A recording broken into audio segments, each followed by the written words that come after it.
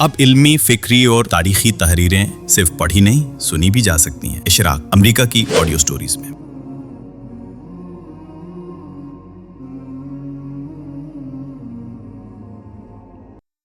احادیث میں حضرت عیسیٰ علیہ السلام اور دجال کے واقعات۔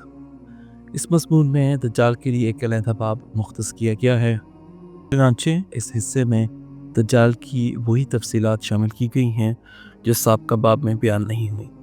درج ذیل میں بیان کردہ احادیث میں واقعات کو ترتیب وار پیش کیا گیا ہے، اور آخری حدیث میں دجال اور حضرت عیسیٰ علیہ السلام کے مقابلے، یعنی سوویت یونین اور امریکہ کے مابین سرد جنگ کا خلاصہ اختصار کے ساتھ بیان کیا گیا ہے۔ دجال کا نمودار ہونا، لوگوں کا اس پر ایمان لانا، نہ ماننے والوں پر قحط مسلط کرنا اور زمین سے خزانے نکالنا، 1942 عیسوی سے 1937 عیسوی۔ دجال کے باب میں اس کے ظہور سے لے کر زمین کے خزانوں کے ظاہر ہونے تک کے واقعات پر تفصیلی بحث کی گئی ہے، جسے وہاں ملاحظہ کیا جا سکتا ہے۔ یہ واقعات سوویت یونین کے قیام 1922 عیسوی سے لے کر دوسرے 5 سالہ منصوبے 1933 عیسوی سے 1937 عیسوی تک کے دورانیے سے گہری مطابقت رکھتے ہیں۔ دجال کا نوجوان کو قتل کرنا اور حضرت عیسیٰ علیہ السلام کا مشرقی دمشق کے مینار پر نزول، یوگوسلاویہ میں کمیونسٹ قبضہ اور نو آبادیاتی مسلم خطوں میں امریکی داخلہ، نومبر 1942 عیسوی۔ حدیث کے مطابق دجال ایک نوجوان کو قتل اور پھر زندہ کرے گا، اور وہ خوشی سے ہنستا ہوا واپس آئے گا، اور اسی وقت اللہ عیسیٰ علیہ السلام کو مشرقی دمشق میں سفید مینار پر نازل کرے گا۔ جیسے پہلے بیان کیا گیا، دجال کا لوگوں کو قتل کرنا اور پھر انہیں دوبارہ زندہ کرنا در حقیقت کمیونسٹ انقلابات کی علامت ہے، جہاں طاقت کے ذریعے سابقہ حکومتوں کا تختہ الٹایا جاتا ہے اور ان کی جگہ نئی حکومتیں قائم کی جاتی ہیں۔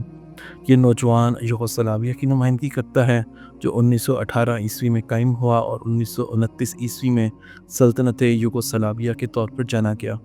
دوسری جنگ عظیم کے دوران یوگوسلاویہ میں جرمن حملے کے بعد کمیونسٹ تحریک نے زور پکڑا۔ نومبر 1942 میں کمیونسٹوں نے یوگوسلاویہ کی آزادی کی تحریک کو منظم کرنے کے لیے اینٹی فاشسٹ کونسل برائے قومی آزادی، یعنی AVNOJ کی بنیاد رکھی، جس نے اس وقت یوگوسلاویہ کے کچھ علاقوں پر کنٹرول حاصل کر لیا تھا۔ قابل ذکر ہے کہ یوگوسلاویہ کے کئی علاقوں نے نئے کمیونسٹ اقتدار کو رضاکارانہ طور پر قبول کیا، جو اس نوجوان کی خوشی سے واپسی کی مانند ہے جسے قتل کیا گیا اور پھر زندہ کیا گیا۔ اسی دوران نومبر 1942 عیسوی میں امریکہ نے اتحادی افواج کے ساتھ مل کر اپنا پہلا بڑا زمینی آپریشن ٹارچ شروع کیا۔ حدیث میں مذکور مینار عام طور پر کسی خطے میں مسلم آبادی اور اسلامی شناخت کی علامت سمجھا جاتا ہے، اور سفید مینار پر نزول کو علامتی طور پر امریکہ کے ان مسلم اکثریتی علاقوں جیسے الجزائر اور مراکش میں داخل ہونے سے تعبیر کیا گیا ہے، جہاں یہ فوجی کارروائی انجام دی گئی۔ یہ علاقے اس وقت عیسائی نو آبادیاتی قوتوں کے زیر تسلط تھے، اور یورپی جنگی محاذوں کے بعد یہ خطے ایک اہم عسکری میدان بن چکے تھے۔ اسی لیے حدیث میں مسجد کو دمشق میں دکھایا گیا ہے، بالکل ویسے ہی جیسے حضرت محمد صلی اللہ علیہ وآلہ وسلم کے دور میں دمشق بازنطینی عیسائی سلطنت کے زیر حکومت ایک اہم عسکری مرکز تھا۔ دمشق کا مشرقی حصہ تاریخی طور پر صحرا کی جانب کھلتا تھا، جہاں سے بازنطینی دور میں اکثر عرب قبائل یا ایرانی افواج حملہ آور ہوا کرتی تھیں۔ اسی طرح دوسری جنگ عظیم میں امریکہ نے بھی بحیرہ روم کے راستے شمالی افریقہ میں داخل ہو کر اپنی پہلی بڑی زمینی فوجی کارروائی اسی سمت سے کی، اسی طرف سے جہاں سے تاریخ میں بارہا بیرونی حملہ آور گزر چکے تھے۔ نزول مسیح کا منظر، دوسری جنگ عظیم میں امریکہ کی شمولیت اور عالمی کردار کا آغاز 1942 عیسوی سے آگے۔ حدیث میں بیان ہوا ہے کہ نبی عیسیٰ علیہ السلام زعفرانی لباس میں ملبوس اپنے ہاتھ 2 فرشتوں کے پروں پر رکھے ہوئے زمین پر اتریں گے۔ جب وہ اپنا سر جھکائیں گے تو اس سے شبنم کی مانند قطرے ٹپکیں گے، اور جب سر اٹھائیں گے تو ان سے موتیوں کی طرح شبنم کے قطرے جھڑیں گے۔ یہاں فرشتوں کے پروں پر ہاتھ رکھ کر نزول ان عوامل کی علامت ہے جو امریکہ کو دوسری جنگ عظیم میں لے آئے، جن میں جاپان کا امریکہ پر حملہ اور جرمنی اور اٹلی کی جانب سے اعلان جنگ شامل ہیں۔ ان واقعات کے بعد امریکہ نے اپنی تنہائی پسندانہ پالیسی ترک کرتے ہوئے عالمی سطح پر عملی کردار ادا کرنے کا فیصلہ کیا۔ اسی طرح نبی عیسیٰ علیہ السلام کے سر جھکانے اور پھر اٹھانے کے ساتھ پسینے کے موتیوں کی طرح بکھرنے کا منظر دوسری جنگ عظیم میں امریکہ کی باوقار شمولیت کی علامت ہے، جبکہ زعفرانی لباس امریکہ کی اقتصادی عظمت اور بے پایہ مسائل کا استعارہ ہے۔ حضرت عیسیٰ علیہ السلام کے سانس کی خوشبو اور کفار کی موت، دوسری جنگ عظیم میں اخلاقی بیانیہ اور مخالفین کی شکست، 1942 عیسوی سے 1945 عیسوی۔ حدیث میں بیان ہوا ہے کہ جو بھی کافر نبی عیسیٰ علیہ السلام کے سانس کی خوشبو پائے گا زندہ نہ رہ سکے گا بلکہ ہلاک ہو جائے گا، اور نبی عیسیٰ علیہ السلام کا سانس وہاں تک پہنچے گا جہاں تک ان کی نگاہ جا سکتی ہو۔ یہ بیان صحیح مسلم کی جس حدیث میں آیا ہے اس میں دجال کے ظہور اور انجام کو یاجوج و ماجوج کے واقعات سے پہلے بیان کیا گیا ہے۔ چونکہ سوویت یونین دجال کا ظہور نازی جرمنی یعنی یاجوج و ماجوج سے پہلے ہوا، اس لیے حدیث میں اس کا تذکرہ اور خاتمہ بھی پہلے آیا۔ یہ ترتیب متوازی بیانیے کی اس روایت کی ساخت کی عکاس ہے جس میں ایک مضمون کو مکمل بیان کر کے دوسرے متوازی مضمون کی طرف منتقل ہوا جاتا ہے، خواہ دونوں واقعات تاریخی طور پر ایک ہی دور میں واقع ہوں۔ دجال سے متعلق دوسری جنگ عظیم کے اہم واقعات کو اختصار کے ساتھ حضرت عیسیٰ علیہ السلام کے سانس کی خوشبو اور کفار کی ہلاکت جیسے علامتی بیان میں سمیٹ دیا گیا، اور حدیث کا بیانیہ دجال کی ہلاکت پر مکمل ہوا۔ اس کے بعد حدیث میں یاجوج و ماجوج کے واقعات کو الگ تفصیل کے ساتھ بیان کیا گیا جو اسی دور کے متوازی مگر جداگانہ تاریخی پہلو کی نمائندگی کرتے ہیں۔ اس سیاق میں حضرت عیسیٰ علیہ السلام کے سانس کی خوشبو علامتی طور پر اس اخلاقی بیانیے کی نمائندگی کرتی ہے جو نسل پرستی، جاہلیت اور فسطائیت کے خلاف تھا اور جسے امریکہ نے دوسری جنگ عظیم میں اختیار کیا۔ یہاں کافر سے مراد و مخالف محور طاقتیں ہیں یعنی جرمنی، اٹلی اور جاپان جو اس بیانیے کی منکر تھیں۔ ان کا ہلاک ہونا نہ صرف جنگ میں ان کی فیصلہ کن شکست کا علامتی اظہار ہے بلکہ اس سانس کے اس دور رس اثرات کی نمائندگی بھی کرتا ہے جو اس اخلاقی بیانیے کی کامیابی کا ثبوت ہے جس نے جنگ کے بعد اقوام متحدہ یعنی یونائٹڈ نیشنز، انسانی حقوق اور عالمی امن جیسے نظریات کی صورت میں ایک نئے عالمی اتفاق رائے کی بنیاد رکھی۔ حضرت عیسیٰ علیہ السلام، مسلمان اور دجال کے خلاف جدوجہد۔ احادیث میں ان مسلمانوں کے بارے میں دو بظاہر متضاد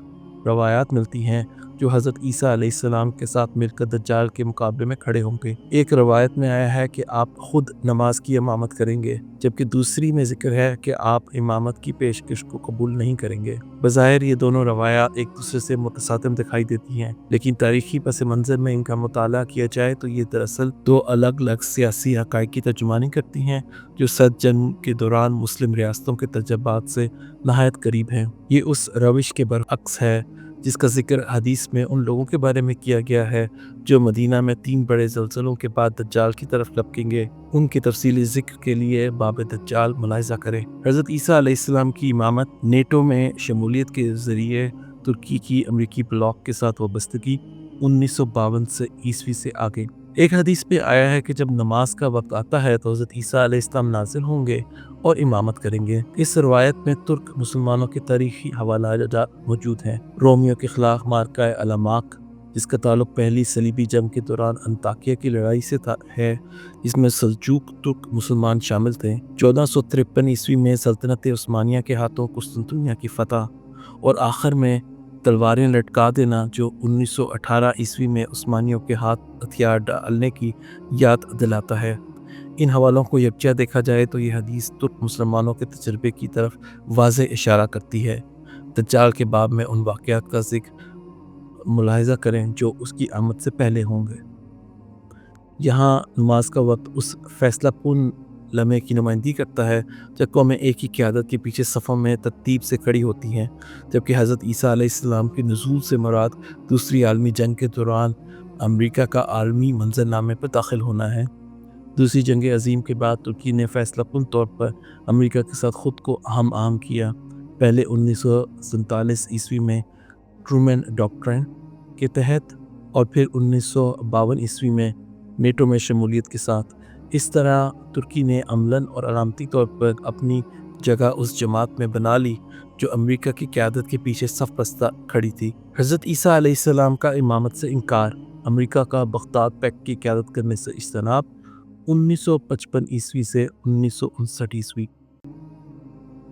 ایک اور حدیث کے مطابق مسلمانوں کا امیر حضرت عیسیٰ علیہ السلام کو امامت کی دعوت دے گا، لیکن آپ انکار کرتے ہوئے ارشاد فرمائیں گے تم میں سے بعض دوسروں پر حاکم ہیں۔ ایک اور روایت میں ہے تمہارا امام تمہیں میں سے ہوگا۔ ان حدیث کو سرجن کے ابتدائی دور کے تناظر میں سمجھنا زیادہ مناسب ہے۔ اس وقت امریکہ نے جان بوجھ کر مسلم ممالک کی قیادت اپنے ہاتھ میں لینے سے اعتراض کیا اور انہیں یہ ترغیب دی کہ وہ خود سوویت یونین کے خلاف مقابلے میں قائدانہ کردار ادا کریں۔ اس حدیث کے اندر موجود علامتی معنی کی تعبیر یوں کی جا سکتی ہے: جماعت کی نماز۔ یہاں جماعت کی نماز ایک ایسے منظم ادارے یا اجتماع کی علامت ہے جس میں ایک متعین قائد کے پیچھے کھڑے ہوا جاتا ہے۔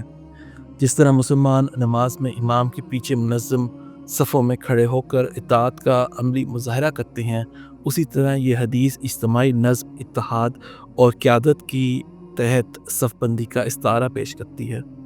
مسلمانوں کا امیر۔ اس پس منظر میں یہ امیر پاکستان ہے۔ آزادی یعنی 1947 عیسوی کے بعد پاکستان نے شعوری طور پر مسلمانوں کو مسلم دنیا کی پیشرو اور صف اول کی ریاست کے طور پر متعارف کرایا۔ پاکستان کے بانی محمد علی جناح اور ان کے بعد میں آنے والے حکمرانوں نے ریاست کی اسلامی اور اسٹریٹجک کردار کو اجاگر کیا۔ پاکستان نے ابتدائی اسلامی کانفرنسوں کے انعقاد اور عرب ریاستوں سے تعلقات کے فروغ کے ذریعے اپنی قیادتی سوچ کو عملی جامہ پہنایا۔ اسی طرح امریکی پالیسی سازوں نے بھی پاکستان کو جنوبی ایشیا میں ایک وسیع تر مسلم بلاک کے لیے ایک مرکز ثقل کے طور پر دیکھا۔ امامت کی دعوت۔ 1950 عیسوی کی دہائی کے دوران پاکستان نے امریکہ کے ساتھ اتحاد کیا۔ سیٹو اور بغداد پیکٹ، جو بعد میں سینٹو کے نام سے جانا گیا، میں شمولیت اختیار کی اور اپنے آپ کو کمیونزم کے خلاف فطری مسلم اتحادی کے طور پر پیش کیا۔ حضرت عیسیٰ علیہ السلام کو امامت کی دعوت دینا دراصل پاکستان کی اس اپیل کی علامت ہے کہ امریکہ بغداد پر کی قیادت سنبھالے، ایک ایسا اتحاد جس میں ترکی، ایران، پاکستان، عراق اور برطانیہ شامل تھے۔ پاکستان نے اس معاہدے کو نیٹو کے نمونے پر تصور کیا، جہاں امریکہ نے قیادت سنبھالی، افواج کو مربوط کیا اور ایٹمی چھتری فراہم کی۔ امامت سے انکار۔ اس انکار کا مطلب یہ تھا کہ امریکہ نے پاکستان کی بارہا اپیلوں کے باوجود بغداد پیکٹ کا باقاعدہ رکن بننے سے اجتناب کیا۔ نیٹو میں اپنے فعال اور فیصلہ کن کردار کے برعکس امریکہ نے مشرق وسطیٰ میں ایسی ذمہ داری لینے سے گریز کیا۔